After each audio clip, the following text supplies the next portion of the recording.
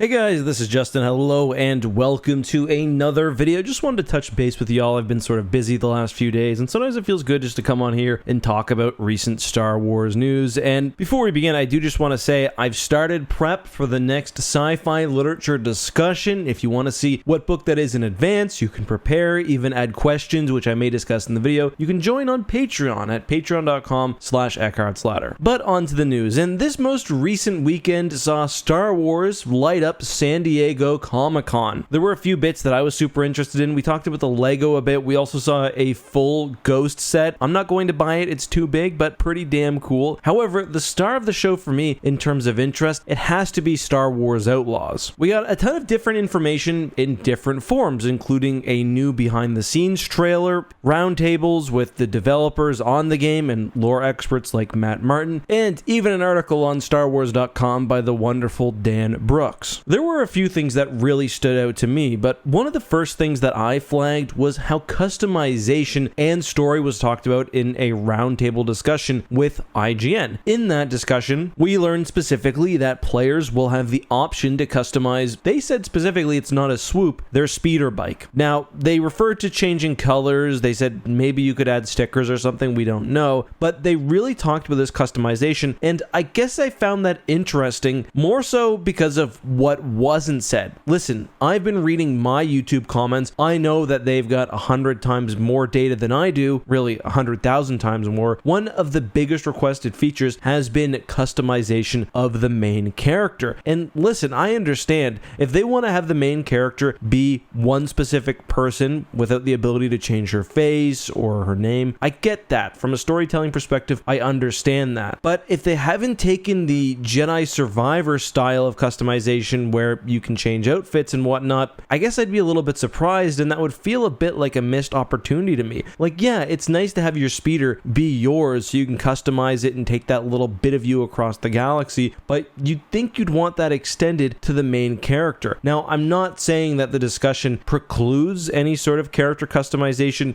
Maybe they don't have the specifics nailed down yet, just like we don't have a specific release date yet, but I just found that to be pretty interesting. Another note from that conversation sort of on this point was around branching storyline, and I'm bringing this up again because it's what they didn't say. They mentioned that by the end of the game, players will have played through a story that has played out in slightly different ways. They've, betrayed one crime boss and worked with another. They've gained the loyalty of one, but it almost felt like that the end point will ultimately be the same. And again, this is some just wild speculation, but I'm wondering whether the game itself will have a pretty linear storyline, then the side missions will perhaps be more flexible. Again, just speculation, but if the game is like that, i.e. you're locked into a character in terms of customization and general story, will players be disappointed, especially where Star Wars Outlaws is calling itself the first open world Star Wars game? I honestly think that's a real question, and something that they're going to need to communicate with us on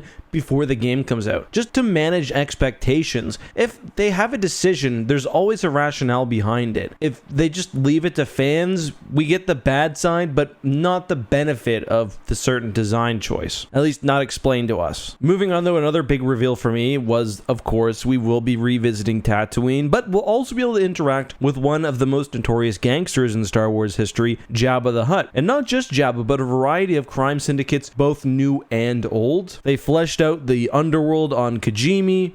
It's sort of taking that back alley aspect of the original trilogy, and really especially A New Hope, and it feels like it's expanding on it. And I know that some people probably rolled their eyes when I said back to Tatooine, but I don't know, I feel like this could be a really interesting take on the planet. Here's a quote from the creative director on the team. We were talking about this the other day, but episode 4, the cantina in Mos Eisley is going to be recreated in this game, and if I turn my mind back to when I saw it first, you do want to investigate all those nooks and crannies. You do want to investigate the locations that George Lucas didn't show on camera and be the director of your own adventure. So I completely agree with you. But there's another part of it that I love, and that's very Ubisoft in a way, which is virtual tourism. And the virtual tourism in a place like Tatooine is great, because I've always wondered how far the moisture farms were from Mos Eisley. I've always wondered how the cantina was constructed. So Mos Eisley is a big part of it, but there's also a lot of dunes, the canyons, and the things you really expect. You know, the greatest hits of Tatooine that we try to put together. They talk about how Tatooine has so much in it, it's like a puzzle that they looked at past sources so they could fit together, and I personally find that really interesting. This could be the definitive version of one of Star Wars'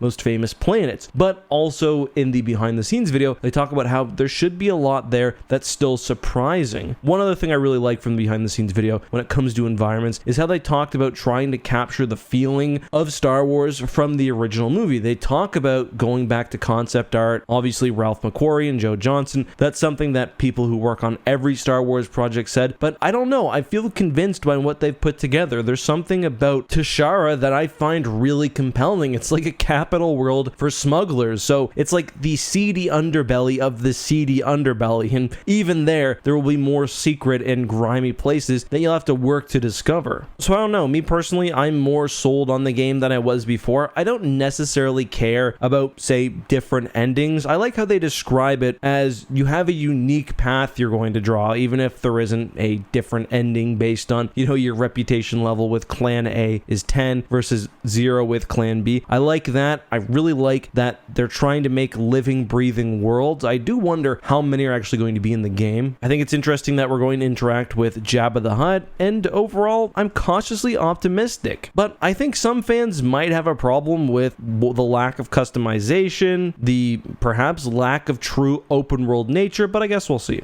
Until next time, be safe, have a good one, and may the Force be with you.